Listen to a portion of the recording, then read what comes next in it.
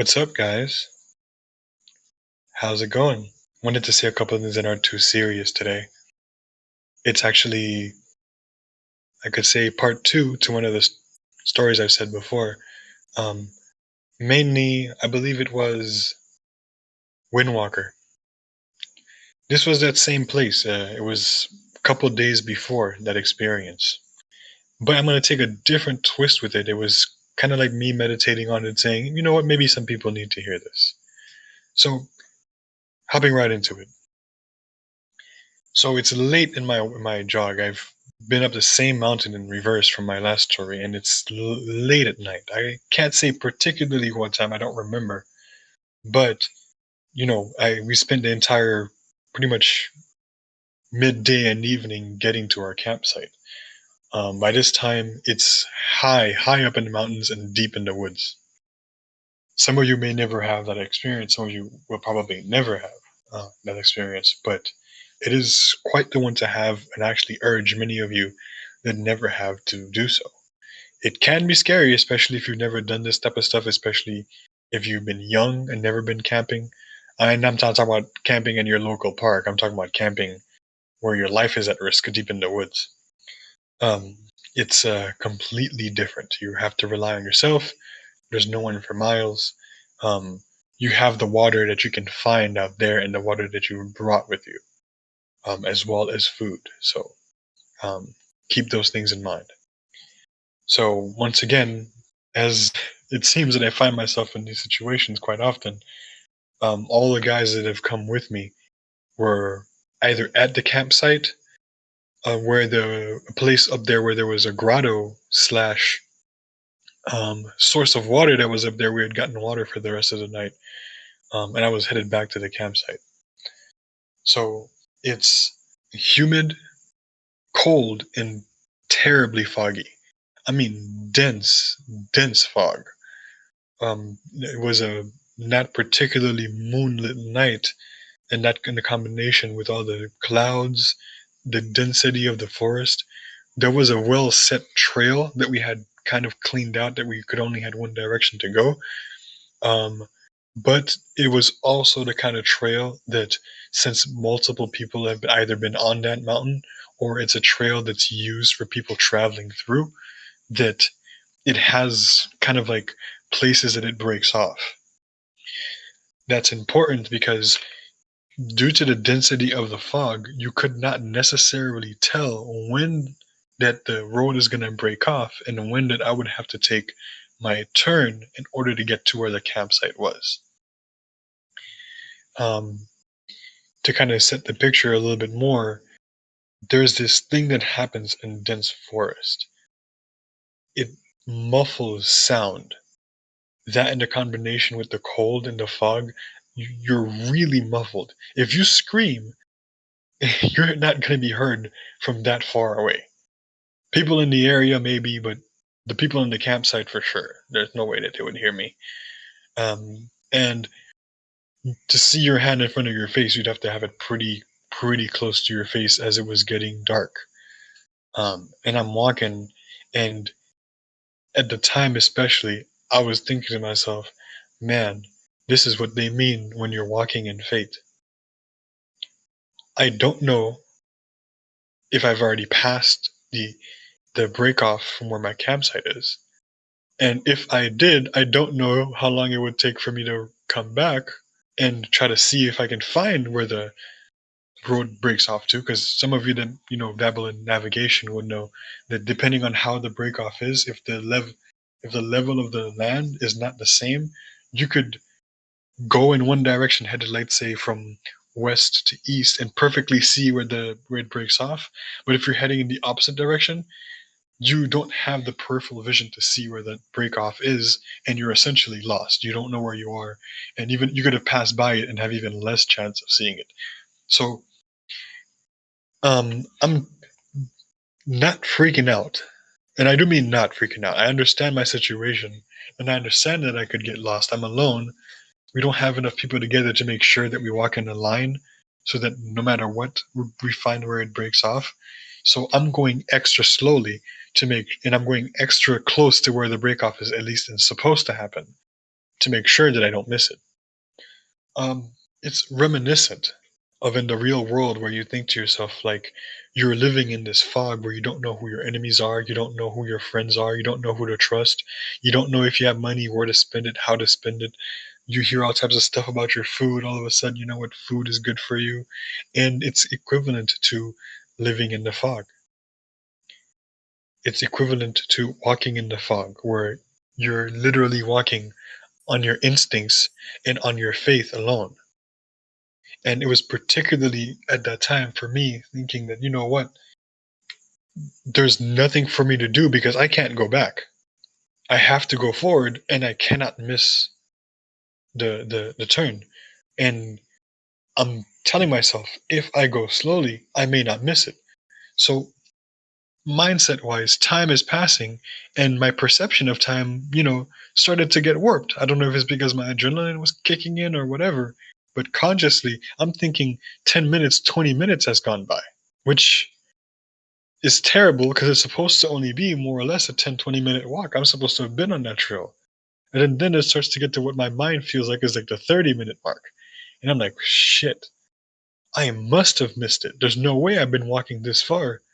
But as I'm thinking this, I'm kind of like in this mindset where my legs keep carrying me. I keep going forward despite thinking that I might have missed, where I'm supposed to break off to. Not too long after that, of course, it was probably me walking very slowly, but the place where it breaks off to is right there. And in fact, the place that it breaks off to is wide enough, and the deviation from the land is also wide enough that I feel like there is no way that I could have missed it. And, of course, I breathe a sigh of relief. And also, the deviation in the land is now I'm walking back into like a downward trajectory where I'm going down into the mountain where you're kind of covered by the canopy on one side where the actual forest was, and where the side of the mountain reaches to where you're going to see the most amount of light in the morning. Well, all of a sudden, a little bit more of the light coming from not just the camp itself, but also from the stars and the reverberable light through the clouds from the moon, even though it was not very there. I don't know what phase of the moon it was. It was clear enough that although the same thick fog was there, at least I could make out more or less the deviation of the land and the more or less images of the tops and bumps of the campsite. So I'm thinking, wow, all right, amazing, I'm almost there. And I get to the campsite, everything is well and good. I don't say anything to anybody. I just go over to my own tent and kind of like sit down in front of it. And time starts to pass, and it comes to my attention that hey, at least there was at least five guys that were like not there yet. It's taking a hell of a lot of time for them to come back, and I'm thinking to myself, huh? Are they going through the same thing that I'm going through, that I went through when I was there? Are they thinking to themselves, hey, maybe we're gonna miss this part that's supposed to break off, and they're also moving just as slow as I was? Because I'm looking over where the path was. It's much more clear to me now that I'm from the inside looking out because the lights are flashing onto the trail. And I'm like, wow, it's actually really, really dense fog out there. There's no way that they can actually see. Perhaps I should at least grab like a lantern or something and walk my ass up there to the top of where that deviation of the land is and just stand there just in case they haven't been gotten there yet. And pretty much the moment that I think about that I should do this, there they are. They just break through the fog, and I start to see them breaking through the fog, and they're coming towards us. Like, oh, wonderful! It appears that they made it as well. There was no reason for me to think too much about it. But I see them there; they're all fine, and I'm wondering as I'm looking at their faces, like, wow, they look like they just normally were not too sure if they were going to find this path or not. They didn't like come through the break through the fog all happy and jovial, like, oh great, and stuff like that. They came to the fog like, oh, we made it. The campsite was there, like they weren't sure that they were gonna find it. And it kind of kept hammering in this idea. I actually slept on it that night, thinking, what is it like to walk in the fog, being unsure of anything, knowing not knowing rather who your enemies are, who your friends are, uh, what to watch out for if you're going to be under attack at any given time, and what is out there in the darkness. So the question becomes, how do you deal with that? Well, mentally, I would never be able to tell you. Each person is different mentally, and the unfortunate answer uh, that I can give you is to walk on faith. Now, that may be different from Christians to Muslims to myself as a pagan, especially now, and even perhaps atheist, walking in faith. But it's kind of like walking in faith is the same thing as to say you're walking, understanding which rules and which principles, which ethics, so to speak, that you want to stick to. If you stick to these things that each and every one of us, or even perhaps as a group, if that's how you wish to go about things, then you have these things to rely on and to not sway over when you're dealing in an environment that may treat you this way or that you just so happen to find yourself in. This may seem like a small thing, but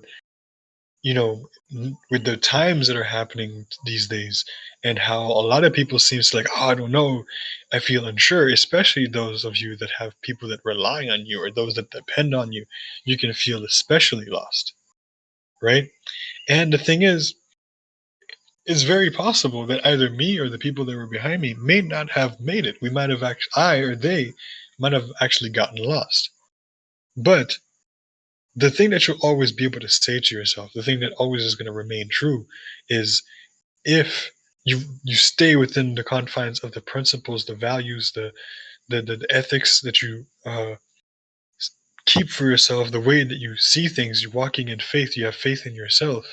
Even if you fail, you will be able to fail knowing that you maintained your integrity as a person, and that one difference from that person, you could be the one person even without knowing it, that you're leading the group, and even though everyone around you seems calm, everyone around you seems like they're just like not really caring about it, they may be relying on you. You may be the one person that if you break down, everyone else breaks down with you. Now you may not want the responsibility, but there might be times where it's not really your choice, it's going to happen, and you're not going to realize that you're in that position until it's over. Either way, guys, that was my experience. It taught me that sometimes you just have to do, you know, what you know, and stick to it, persevere. And I don't really know about how much more I can say it or hammer the point, but I hope you all understand where I'm coming from. And although it might be easy to get lost, out here these days, that you're not as lost as you think that you are if you know yourself as well as you should.